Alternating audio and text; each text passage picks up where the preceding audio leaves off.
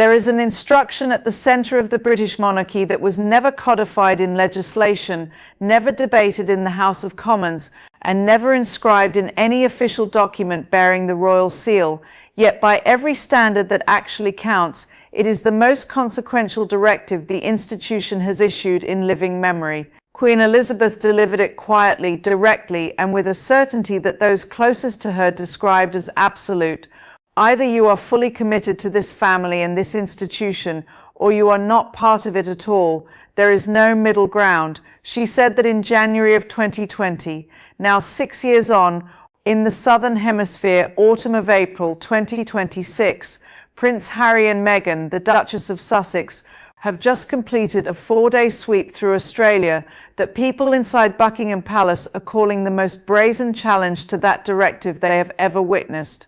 This is not an argument about character. It is not a referendum on whether you sympathise with the Sussexes or stand with the institution. What is unfolding is something far more significant than any personality dispute.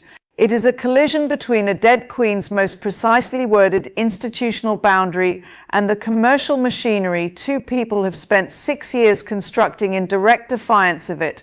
To understand why what happened in Melbourne and Canberra this week matters as much as it does, it is necessary to go back to a specific evening in January 2020 and to a decision made without any warning whatsoever. On the 8th of January 2020, Harry and Meghan released a statement through their Instagram account that detonated through the global media within the hour. No senior member of the royal family had ever done anything like it in the modern era. They announced, without consulting the palace, without alerting the Queen, and without giving any advance notice to King Charles or Prince William, that they intended to step back from frontline royal duties, divide their time between the United Kingdom and North America, and pursue financial independence while continuing to identify as members of the royal family. The palace did not respond with a statement. It responded with silence, and then, 5 days later, with a summit. The Queen convened an emergency gathering at Sandringham, her private estate in Norfolk, on January the 13th. She called in Prince Charles and Prince William. Harry attended. Meghan, who was in Canada with their son Archie, then less than a year old, was not summoned. Harry has spoken publicly about what he brought into that room. He described it as option 3, a structured arrangement in which he would generate his own income, carry his own financial weight, but remain available to serve the crown in an official capacity when the institution required it. He considered it rational. He considered it workable. The Queen did not. Royal historian Hugo Vickers, whose biography Queen Elizabeth II, A Personal History, was released in the weeks immediately preceding the Australia trip, documented what happened inside that room with a precision that now reads as almost prophetically timed. The Queen's position, Vickers wrote, was unambiguous from the first moment. It was all in or all out. There was no third option. Harry left Sandringham and flew back to Canada. In Vickers's precise phrasing, he departed reluctantly as someone who was out. The conditions the palace subsequently imposed were designed to make that finality permanent and visible. Harry and Meghan were prohibited from deploying their HRH titles in any commercial or professional setting. Their royal patronages, which represented decades of accumulated institutional trust across charities, armed forces units and cultural bodies, were stripped entirely. Every official royal engagement was closed to them. They were required to repay £2.4 million in public funds that had been directed toward the renovation of their Frogmore Cottage residence. And the Sussex royal brand, which had been constructed quietly over the preceding months, was to be wound down completely, every piece of it, gone. According to multiple sources that Vickers drew upon, the Queen's private assessment of the situation was not one of personal grief or maternal disappointment. It was one of institutional revulsion. The notion that Harry and Meghan might leverage their royal standing to accumulate personal wealth was, in her view, abhorrent. She had given 70 years to the construction and defense of that institution. She was not prepared to watch her own grandson treated as a commercial asset. Vickers is careful to note that her response was not emotional in any dramatic sense. It was resolute, and she enforced the resolution through every channel available to her. But here is the pivot that defines everything that follows.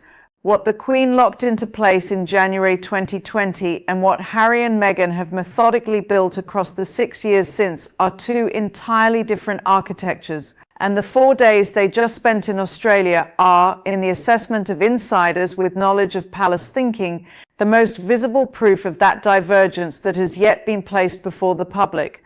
On Tuesday, the 14th of April 2026, the Duke and Duchess of Sussex flew into Melbourne on a Qantas Airways commercial flight from Los Angeles, traveling business class. Their office issued a prepared statement characterizing the visit as a blend of private commercial commitments and philanthropic engagement. They had left their children, Prince Archie and Princess Lilibet, behind in California. The itinerary was scheduled to run 4 days across Melbourne, Canberra, and Sydney. Taken at face value, what their office described sounded unremarkable: a well-known couple with a documented history of charitable involvement making an international trip. But the people watching from inside the palace and the journalists who cover this institution for a living did not take it at face value for a single moment. The Herald Sun, one of the highest circulation newspapers in Australia, framed the arrival with a phrase that spread immediately through the coverage.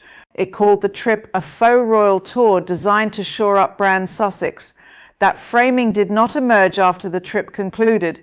It was the first editorial interpretation published, before they had even left the airport.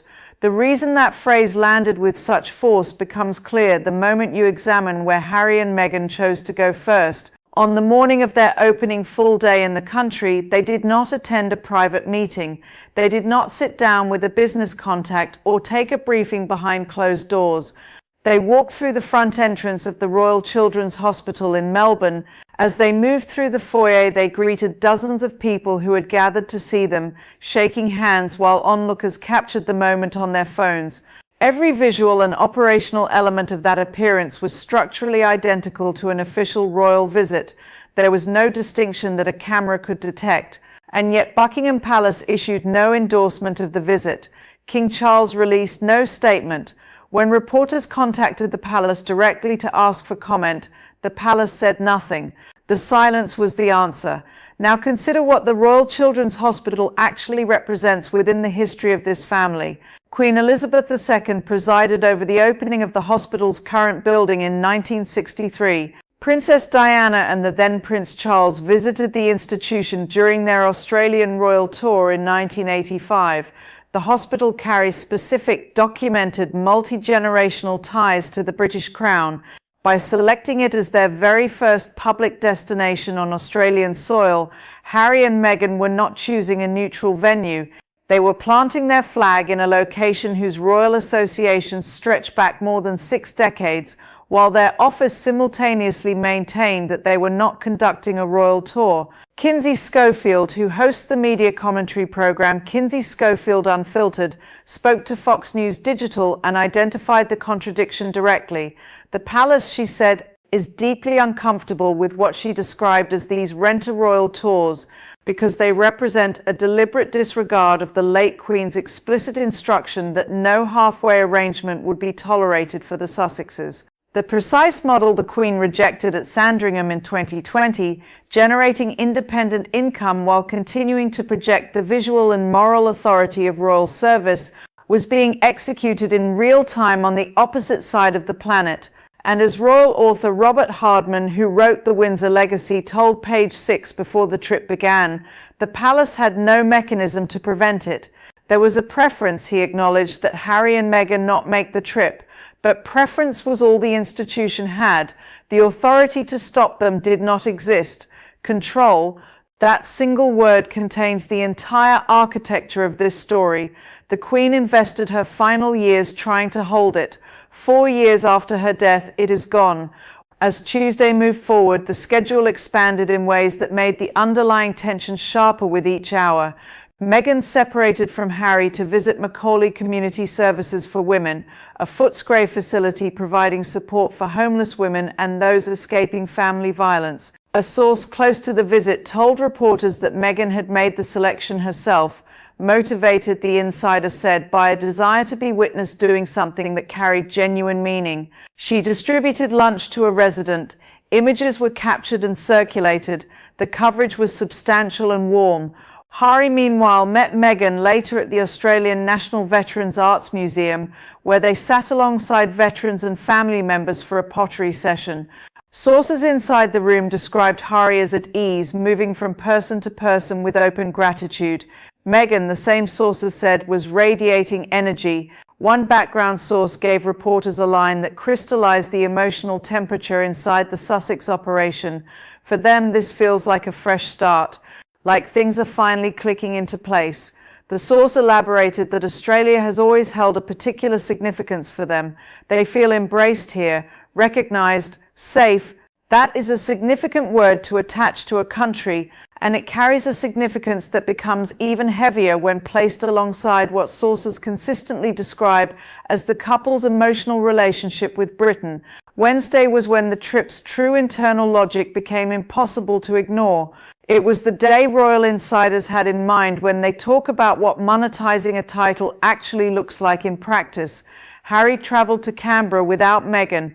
At the Australian War Memorial, he attended a reception for Invictus Australia donors and supporters, during which he greeted a veterans assistance dog named Gigi before changing into his suit, attaching his military decorations and delivering a prepared formal address. He laid a commemorative wreath at the memorial's pool of reflection. He placed a poppy on the tomb of the unknown Australian soldier. He stood in attendance as the last post was performed, a ceremony conducted at that memorial every single evening since 2013 as a living act of remembrance for individual servicemen and women. Every component of what Harry executed at that memorial corresponds precisely to the protocols of official state engagement: the medals, the wreath, the ceremony, the formal speech, the acknowledgement of country delivered at the opening of his remarks. These are not informal gestures, they are the specific structured language of royal duty, and Harry conducted each of them without any royal authorization, standing inside one of King Charles's own realms, in the legal and constitutional capacity of a private individual. Simultaneously, and the simultaneity is not incidental, two announcements were released that reframed everything else happening on the trip. Network 10 confirmed publicly that Meghan had been engaged as a guest judge on MasterChef Australia, one of the most watched programs on Australian commercial television. The announcement described filming as occurring during or alongside a visit that the Sussexes' own office had characterized as private and philanthropic in nature.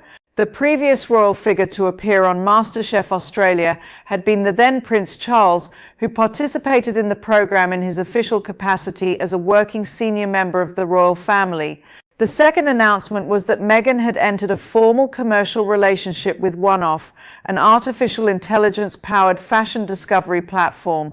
She was identified as both a participant and an investor, with a stated purpose of curating exclusive selections of her personal style choices and granting the platform's users direct purchasing access to her wardrobe. The clothes Meghan had been wearing throughout the philanthropic engagements of the trip were already active on the platform.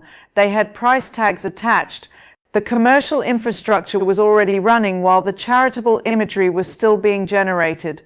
To understand the weight of those numbers, it is necessary to look at what GB News reported about the financial terms of the trip overall. Meghan was contracted to receive approximately $355,000, equivalent to roughly 185,000 British pounds, for a 3-day appearance at a wellness event in Australia organised by the Her Best Life podcast. That single speaking engagement, embedded within a trip framed publicly around service and philanthropy, represented more income than most working Australian families earn across an entire year. Queen Elizabeth's words, transmitted through the biographers who documented her private views, carry a specific resonance against that figure. She found it abhorrent that the couple might earn millions by trading on the standing their royal connection gave them. In April 2026, inside a trip that mirrors a royal tour in virtually every visual and logistical detail, that is precisely the transaction being conducted. Royal commentator Richard Fitzwilliams, speaking to Fox News Digital, articulated the palace's position in measured but unambiguous terms. Given that this is one of the king's realms, he said, and given the scale of media attention the visit is generating, it is inevitable that the palace is troubled. This visit, he continued, shares too many characteristics with the genuine royal tour to be treated as anything else. Thursday maintained the pattern that had by then become the defining rhythm of the entire trip: authentic moments of connection, woven through with commercial activity that the palace could neither sanction nor halt. Harry joined a training session at the Western Bulldogs Australian Rules Football Club facility in Footscray. He and Meghan then walked together along an Aboriginal cultural pathway, pausing repeatedly for photographs with people who had not expected to find the Duke and Duchess of Sussex on that route on a Thursday morning. They subsequently addressed a gathering of young mental health advocates in Melbourne, a cause Harry has pursued with documented consistency across many years of public work, and which, whatever commentary surrounds this particular trip, reflects a sustained personal commitment that cannot reasonably be dismissed. But it was Meghan's words at that event that generated the sharpest reaction in the hours that followed. Speaking to an audience assembled around mental health awareness, she described herself as the most targeted individual for online hostility anywhere in the world. The assertion was striking. For a significant portion of those who heard it, it eclipsed the event's intended message entirely. By this point, the Australian public conversation around the visit had become more fractured than the Sussex team appeared to have anticipated. A second palace-adjacent source, speaking under conditions of anonymity, told reporters that the institution was not alarmed by the trip.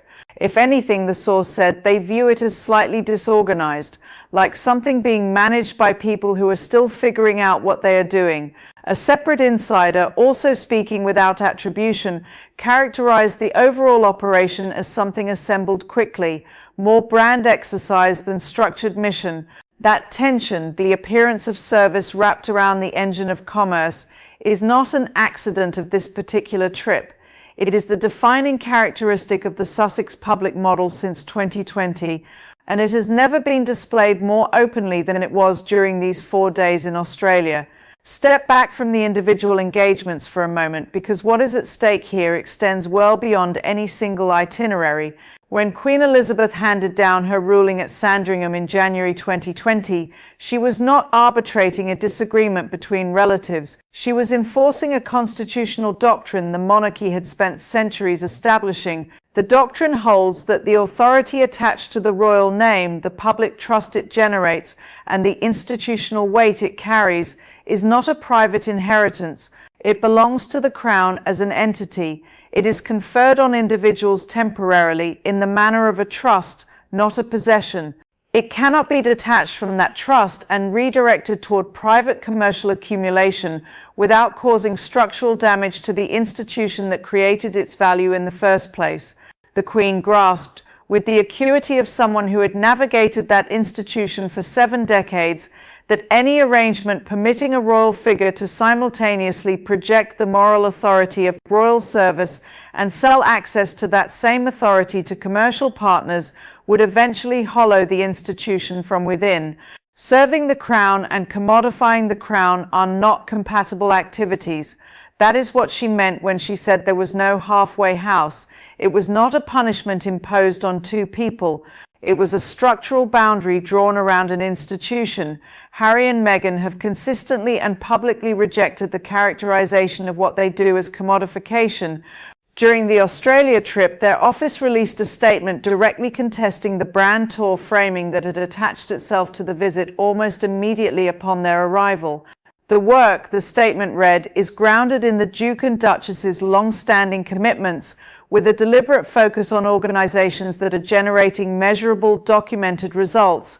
That rebuttal is both predictable and, in one sense, strategically necessary, because the Sussex commercial model, the mechanism behind the $355,000 speaking fee and the Netflix arrangements and the fashion platform investment and the MasterChef appearance, depends entirely on one thing. It depends on the public's continued perception of Harry and Meghan as something adjacent to royal, not working royals, not official representatives of the Crown, but near enough that the gravitational field of the institution still bends in their direction.